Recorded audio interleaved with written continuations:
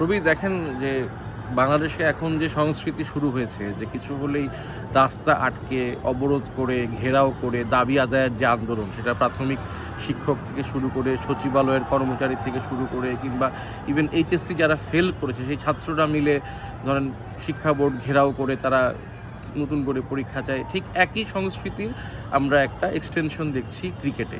যে এই দলগুলোর যারা ক্লাবগুলোর যারা কাউন্সিলর বা যারা ক্লাবগুলোর নিয়ন্ত্রণ করেন কিংবা বলা যায় যারা ক্লাবগুলোকে ফাইন্যান্স করে থাকেন, তো সেই মানুষগুলো তারা কোনো একটা কারণে তারা বিসিবি নির্বাচনে অংশ নেননি। তারা নিতে চেয়েছিলেন, তারপরে তাদের সাথে সমঝোতায় হয়নি, কিংবা তারা যাকে নেতা ভেবে নির্বাচনে অংশ নিতে চেয়েছিলেন সেই নেতা আবার অন্য একভাবে যে ছক সাজাতে চেয়েছিলেন তাদের সঙ্গে মতের মিল হয়নি।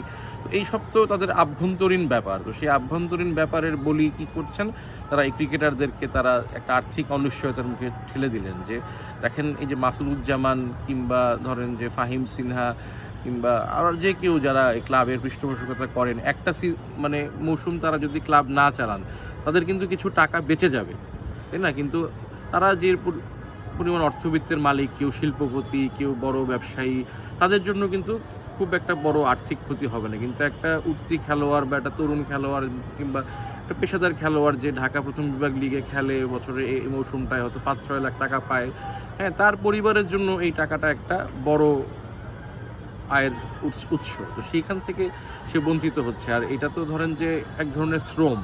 শ্রম যদি অবিকৃত থাকে তখন তো সেইটাকে আর ফিরে আনা যায় না। আপনি ক্যাপিটাল ধরেন যে অর্থ ফিরে রাখলে কিংবা ধরেন যে মেশিনারিজ এক বছর যদি ইউজ না হয় পরের বছর সার্ভিসিং করে ইউজ করা যাবে, জমি ফিরে রাখলে দাম বাড়বে। কিন্তু একটা প্লেয়ারের জীবন থেকে একটা সিজন চলে গেলে এই এক সিজনের টাকা কিন্তু সে কোনোদিনও আর রিকভার করতে পারবে না। তো এইটা আমার কাছে মনে হয় যে সবচেয়ে বড় ক্ষতি। এবং বাংলাদেশের ক্রিকেটের যে প্রতিযোগিতামূলক ব্যবস্থা, যে একটা ক্লাব খেলবে, সেখান থেকে উত্তরণ হবে, রেলিগেশন হবে, হয়ে আসবে, এই ফ্যাব্রিকটা এর মাধ্যমে নষ্ট হয়ে যাচ্ছে।